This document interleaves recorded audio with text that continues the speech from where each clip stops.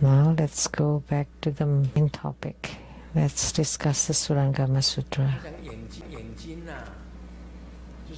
He talked about the eyes. That's because of light and darkness.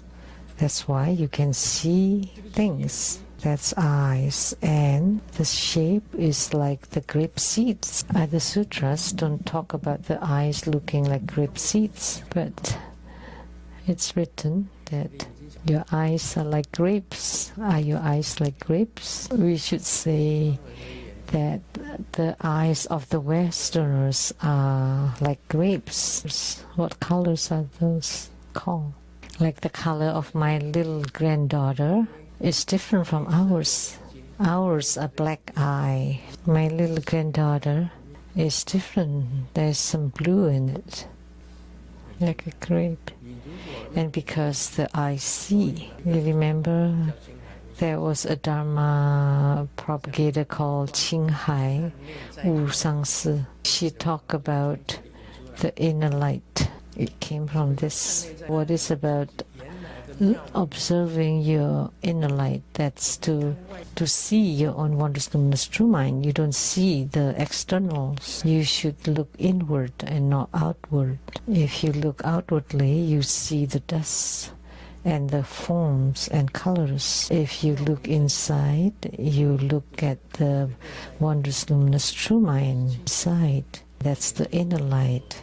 That's spoken by Qinghai Wu Sangsi Master. That's from the Surangama Sutra. So spiritual cultivation is to look inward into your wondrous, luminous, true mind and not to look outwardly and become deluded by what you see. That's the concept. And from movement and stillness, for example, when I talk, that generates waves, sound waves, and then the ears hear it. If I don't speak, then you don't hear anything. The sound can influence you too. Your ears are deluded by the external circumstances. By the two appearances of movement and stillness attached to the wondrous, luminous, true mind, hearing arises. So your ears are attached to the sound. That's the physical ear, shaped like a newly curled leaf. Look at your own ears. Are they looking like the newly curled lotus leaf? Looks like a baby in the womb, a fetus down. The head and the body, that's the shape of your ears. That's the description in the Surangama Sutra. The floating root and four dust flow and rush towards sound. That's about your ears. Why do that happen to the ears? Because when you hear something, it would affect you. If you hear slanders, you would feel angry. When the voice enter your ears, your temper rises, your blood pressure rises, and then you would become violent or become rough. When you hear beautiful melodious music, then you feel like you want to dance. When you hear nice music, that's rumba, then you feel like dancing rumba. And that's cha-cha, that's tango, that's jives. Then you feel like dancing, such nice rhythm, that's rumba.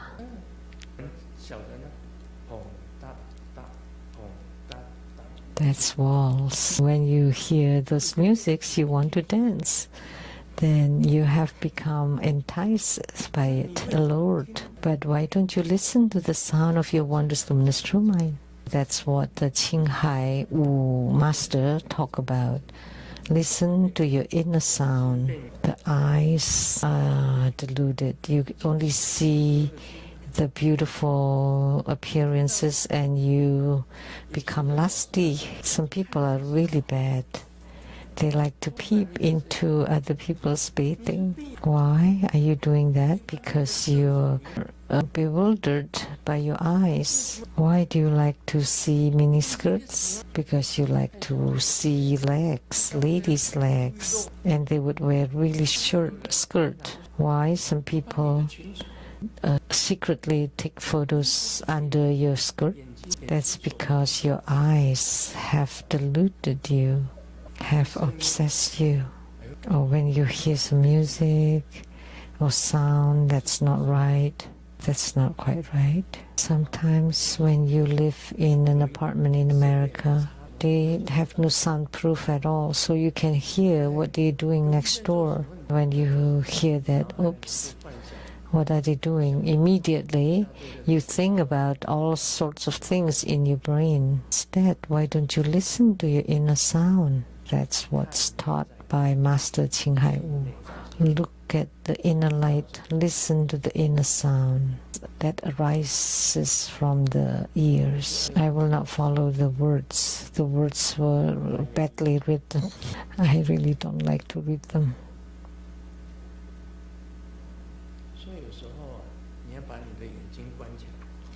That's why sometimes you want to close your eyes. Don't just look inside. Don't always listen to all the sounds. Why don't you listen to your inner sound? Just observe what you're thinking, what you're saying inside. What are you talking about inside? That's listening to the inner sound. Whether your mindset, your train of thoughts are correct or not, you can observe your own level of spiritual cultivation. That's spoken by Ching Hai Wu Master. Next. Movement and stillness, that's about the sound and the ears. Light and darkness about the eyes. The shape of the ear is like a newly curled lotus leaf. The shape of the eyes like a grape. And next, talking about the nose, about openness and obstruction. Like when you contracted COVID-19, then your nose is blocked and you don't smell anything.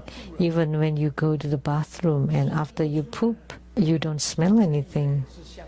And you think it's fragrant. Actually, it's really foul and stinky. But you could not smell anything because your nose was blocked. You could not smell anything. But when your nose is open, then you can smell. Smelling arises, and you will be able to smell, oh, this is fragrant and this is stinky. Fragrance versus stinkiness would arise. You like fragrant things, but not foul, smelly thing. When I just got out from my bathroom, my little granddaughter went into it and said, I just got out from the bathroom. Of course, it smelled no good. It smelled different. She said, so strange, it smelled something weird because the nose is open. But if it's blocked, then you cannot smell anything fragrant or smelly. After you sweat, exercise, work in the garden, you have those bad body odor. For the man, we say smelly sweat, but for the woman, we say fragrant sweat. That's unfair. Why? That's unfair. For the man, it's stinky. For the woman, it's fragrant sweat. So when the woman poop, would you say that the tears are fragrant? No. That's due to the sense of smell, because the nose smells. So when the nose opens, you can smell, and you like fragrance, not the smelly things. The shape is like hanging claws, like this. You should say two little caves. What is the nose shape like? It's written here, two hanging claws. Garlic nose means you have money. When a man has a nose that's shaped like garlic, that's a wealthy man. I don't know how to describe. Two hanging claws like this.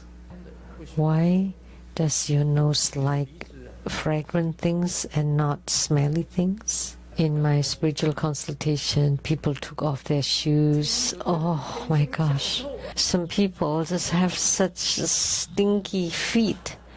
As soon as they walked in, oh no, I can't stand it. Then I walk away. It was really stinky.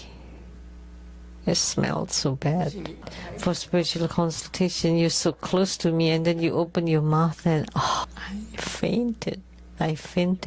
That's the worst thing I am afraid of all my life is your bad mouth odor. For spiritual consultation, they're so close to you.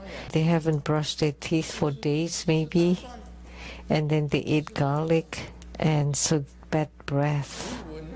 Oh, when it got to my nose, I almost fainted. How could I give any consultation? Just quickly. I just said, whatever, and just get out of here. I almost fainted.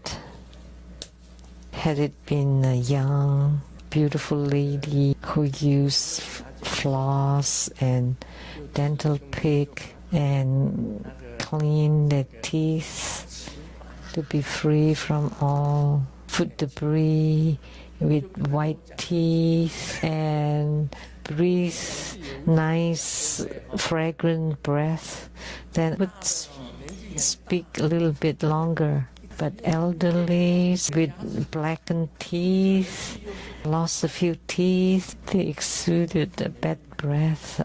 I couldn't even breathe, so I almost lost my consciousness. There were many events during spiritual consultation, like they had some athletes' feet.